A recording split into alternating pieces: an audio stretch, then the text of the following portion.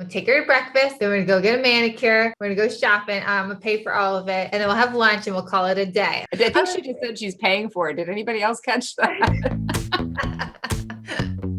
Hey guys, welcome to Living in Hobe Sound. If you're new here, I'm Jody Dupuis. And my name is Jaime Schwartz. And on this channel, we discuss what it's like working, living, and having fun here in Hobe Sound and the surrounding areas. Today, what we're going to do is we're going to discuss the cost of living here in Martin County and Florida in general. So how are things in your side? It's busy. I mean, rates have come up a little bit. Everybody has seen that on the news or talked to their friends and family and neighbors about it. So they've creeped up a little, but we're still at historically low rates. So that's a good thing. It's still a good time to buy. It's still really inexpensive to borrow. And the refi market is still happening. Not as strong. I mean, it's not as inexpensive. We're not in those low twos like we were, but it's keeping me busy. I remember my parents saying, when I had, I think it was like 3.5% or something, my first home. And they're like, our first home was 13%. Yeah.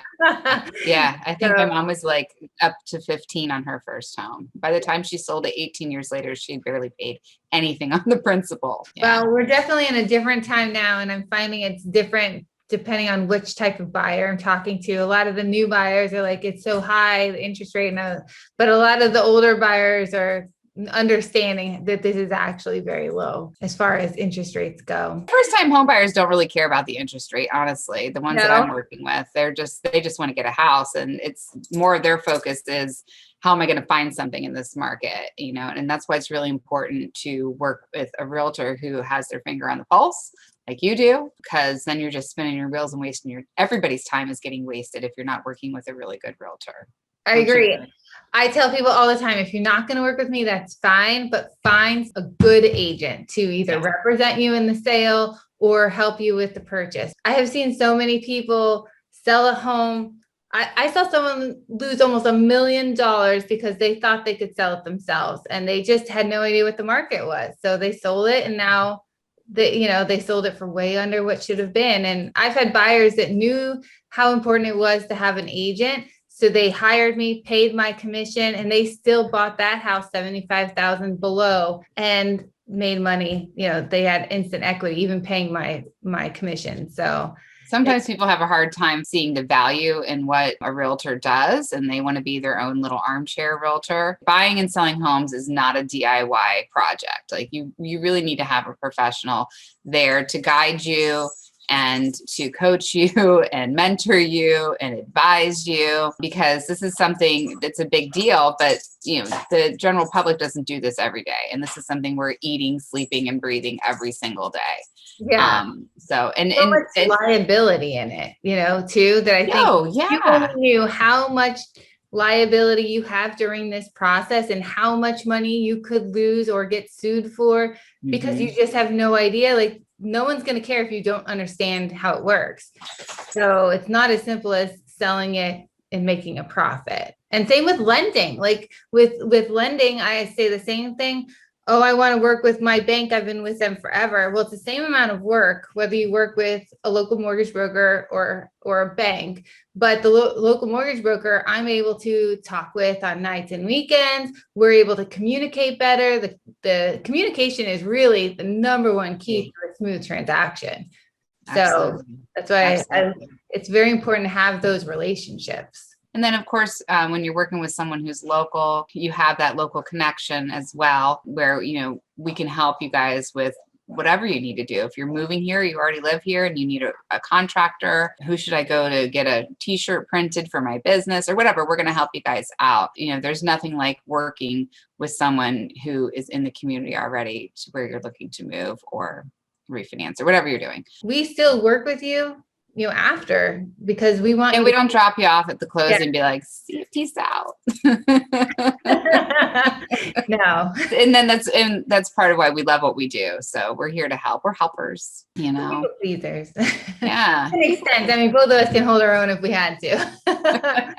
So we had a request to do a video on cost of living in the area, right? We want to give you guys some stats like, oh my gosh, we really want to move to Florida, or we want to move to the Treasure Coast. How does that compare to say the Panhandle or Miami or the Keys or maybe the West Coast. We say the West Coast, we throw it around like we're talking about the West Coast of Florida, not so much California, but the West Coast. We're on the East Coast where the Treasure Coast is.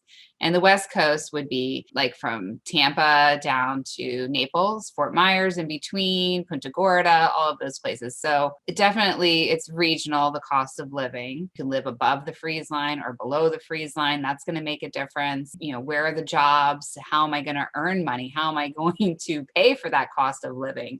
We do have a great video on jobs and industries in the area too. So you can check that out on the page. I find that a lot of people are thinking about the house, the insurance, the taxes, which we can tap into. But I also think that there's a lot of things that people are not considering. Like probably the number one thing if you've got children would be to line up daycare or schooling, because a lot of the daycares, have waiting lists. So you want to get on those waiting lists as soon as possible. So that's one thing that I think that a lot of people kind of just think that there's going to be ample amount of resources for daycare, but it fills up really fast here. This is a pretty cool site. We can navigate around a little bit in here. This is niche.com, which has some great information for wherever you're looking to live, whether it's here in Florida or somewhere else in the country. Right. And we can see if we agree or disagree. The population is above 16,000 at this point. I know that for a fact. This is saying Hobe Sound is number 5 in best places to raise a family in Martin County. I have to disagree. Oh. Let's see what they're saying here. North River Shores. Oh, Jensen Beach has a couple brand new schools, and that might be why Jensen and North River Shores has gone higher. I live in Hobe Sound. My daughter does. My oldest goes to Jensen Beach High School through a choice program that they have there. It is a lovely school, but there's nothing wrong with the school that we're zoned for here either.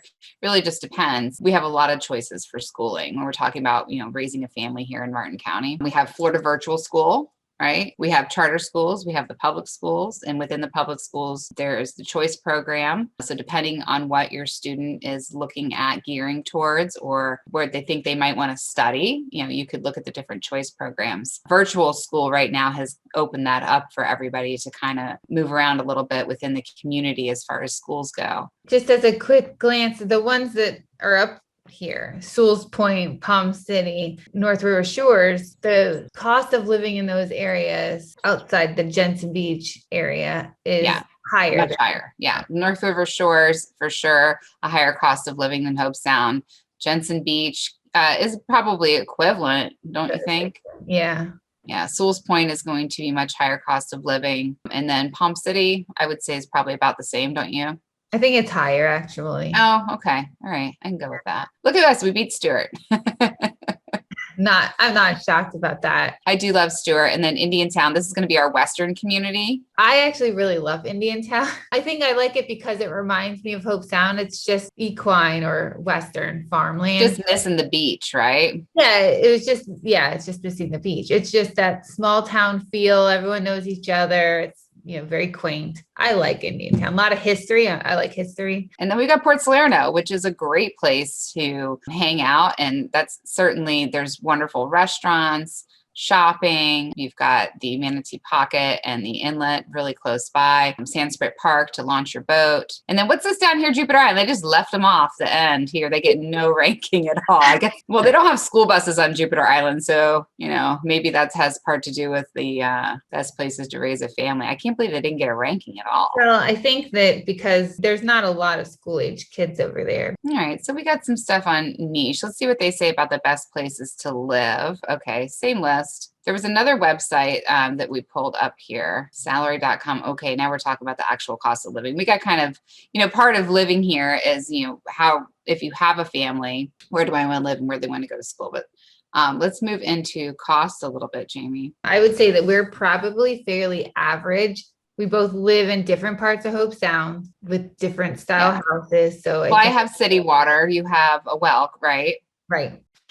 For schooling, my kids both go to public schools, so I don't have any cost there. There are private schools and virtual schools we mentioned. I have city water here through the South Martin Regional Utilities. My water bill is like between, depending on the time of the year, $60 to $80 a month. Do you have sewer also with that? No. Oh, that is okay. So that's city water and sewer through SMRU for South Martin. So my city water and sewer bill runs between $65 and $80 per month, depending on the time of the year. We do have a well for our sprinklers, so we're not paying to water our lawn. So water here free because it's a well. However, the well does take a lot of maintenance depending on how new or old it is. Ours is an 83. So it's older, and we live in a sugar sand area, so it drains. I would say we should really have had a deeper well, so we'll probably have to drill a new well soon. But we've paid in the last year probably $3,500 just to get the water to where it doesn't stain the toilets anymore, because we just bought this house. So I didn't want to put new things in unless I knew it wasn't going to stain it. So, and the water was not good enough to drink. So we put in a filter system in the kitchen, and then we fixed the water so it doesn't stain like the toilets and stuff anymore. So that was about $3,500 in the last year. Wow. We're still going to have to drill. The house before this, we also had city water, but not sewer. So just to give an example, family with 2 boys at the time with a pool, we were paying about $37 a month. Okay. So there's a big difference, about half water and half sewer probably in my bill. And I've never really broken it down to look at it. That's interesting. Yeah. So I don't have a septic system, which is what, the sewer, if I only had water, say for 30 or 40 bucks a month, then I would have a septic system or a septic tank and drain field in my yard that I would have to then maintain. Right. I grew up with well water in South Martin County in Tequesta. And I just remember us buying the bags of salt for the softener, right? I don't remember my mom having problems with her well, certainly in looking back as a child, but just having to keep that salt in the system. But, I think the softener systems have come a long way since then. You could pay for a service to have someone service your softener. There's lots of different costs that can be involved. So just because it has a well, you think, hey, I got free water, may or may not be the case. Right. And that salt, the salt's about $10 a bag, and you just refill it. And the septic tank, you just get checked every once in a while and make sure that you pour your Rid-X down the toilet, and you don't stick things that are not supposed to be down there. So there's both. There's definitely bonuses to both. I mean, it's nice not having the bill, but you definitely just have to maintain it. And with the city water, I just turned on, it's on, right? Which is great, but it is hard. There's a lot of calcium deposits, and that kind of stuff does its own type of staining. So electric. So I live in about 1,400 square foot house frame, 1983, with a pool. So the pool pump's running and all of that. We're paying about $250 to $280 a month. Sorry. Right now we've got old windows. We do have new hurricane windows coming, and we'll be redoing the roof, and we put in new doors. So hopefully that will cut it down. The lowest our bill's been with the pool, but the pool definitely is what pops it up, is about $225. We're running right now for winter, springtime. So the air conditioner is not running 24 hours a day like it is in the summer. So seasonally, you're going to pay a different amount for your electric bill from Florida Power and Light. That's who services our community. Unless you do budget billing. You could do budget billing where they will make your bill pretty much the same every month. We don't do budget billing. So right now, where it's cooler out, we have cooler days, we're paying about $135 to $175 for a similar sized home without a pool per month. This is our lean times with our electric bill, which we love. Now we do have new windows, so that helps. And we have a new air conditioning unit. So this is the lowest I think I've seen it since we've lived in this house, and we've been here about 8 years. So I'm digging it. Now, I'm anxious to see what our bill will be like this summer. We've had the windows for a couple of years, but the air conditioning unit was just upgraded within the last year. So we'll see. Typically summertime, I'm looking at like $250 to $280 without a pool, again, in a similar sized home to you, Jamie.